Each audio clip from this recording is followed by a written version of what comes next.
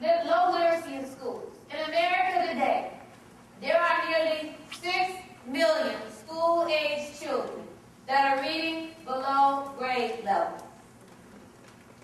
Studies also inform us if a child is not reading at or above grade level by the time he or she reaches 3rd grade, that child is highly likely to struggle throughout their entire academic career. And since I've given myself the permission to dream, I teased some teachers in my own system. I said, now wait a minute.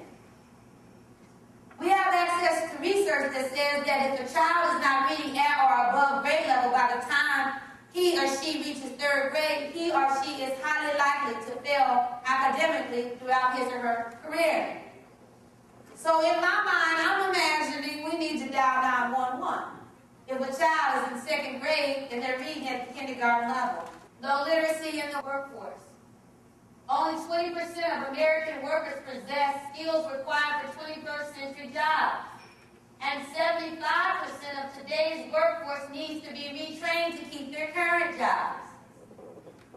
I'm an educator. Why do I become passionate about this? Because what I want you to do, teachers in particular, I'm trying to get you to buy into how serious our work is. Because the work that we're doing does not only impact us, it impacts our workforce, which then impacts our society. I believe that some of us are on the brink of losing hope. Hope in our ability to even make a difference. And as has been shared already, we have access to more financial, intellectual, human, and technological resources than ever before in the history of this universe. So what is this thing called hope? Because you're going to see I go rapid and I go quick right to the recommendations. Hope is that thing, that feeling that's down real deep down inside the depths of our soul that makes us believe that if we stay a little longer and we work a little harder and we show that we are smarter by putting in extra effort, that everything is going to be all right. So then when I think about this concept of hope and those of us being on the brink of losing hope in our ability to even make a difference, then I began to ask myself, because I want to focus on results, is what keeps us from moving forward? And I read a book recently where the author of this book talks about the fact that the thing that separates those of us that actually live to achieve our dream and those of us that fail to do so is fear. Is fear of failure. In fact, he says that the one common factor that separates people that are in the process of achieving their dream from people that are at the risk of failing to do so is the fear factor.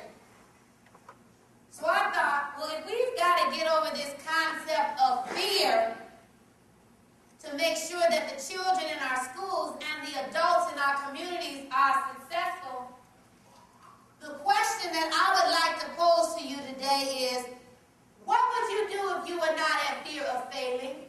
Speaking. That's the reason why I put my son on stage today, is because I felt like he didn't have enough opportunities in school to clearly articulate his thoughts. 6 months ago, my baby told me he had stage fright. I sit down in the Whitaker household. That's why I put him on stage, I have to be honest. And I think he did a great job. We have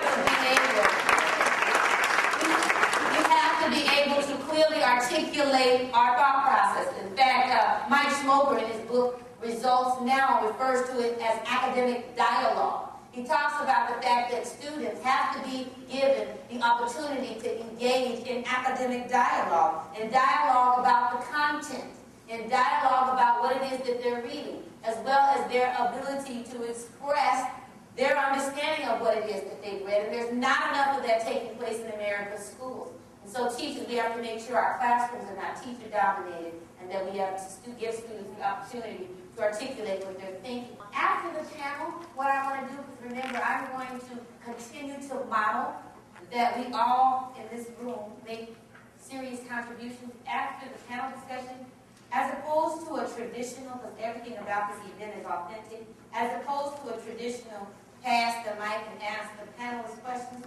When I talked to my panelists about it, they went, no, those people know more than we do.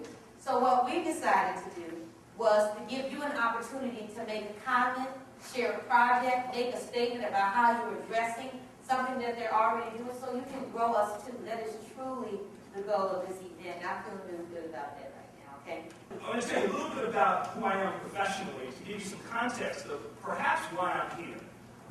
We were just talking about why is a mental health person here in a room full of educators talking about the concept of literacy. Well, so let me give you some context of who I am. In terms of professionally, I'm a senior psychotherapist at the Family Institute at Northwestern University.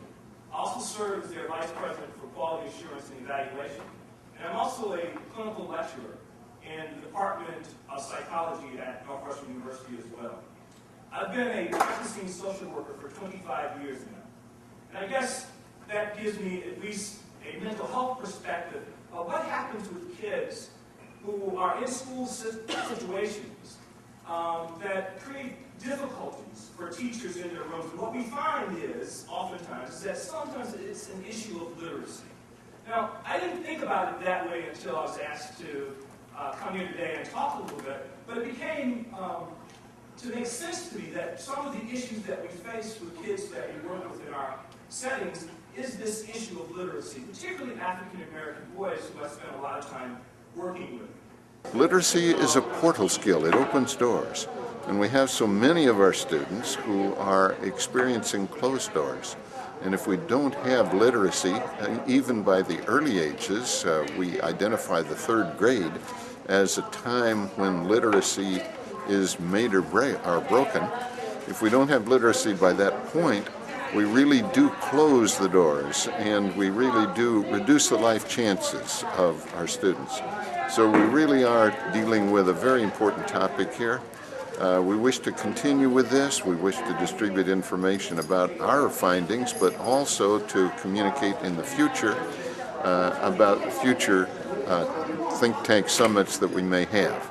I just want to say that of all the hundreds of conferences that I've been to around the country, this has been one of the most intense, powerful, passionate, and just not a moment. There wasn't a moment that I didn't feel that I was learning, sharing.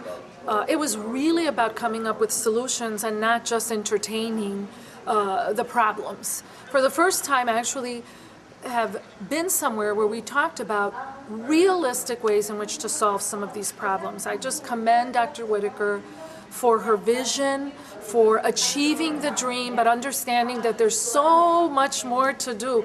But she has started something that I think will revolutionize how we look at education and teaching all children.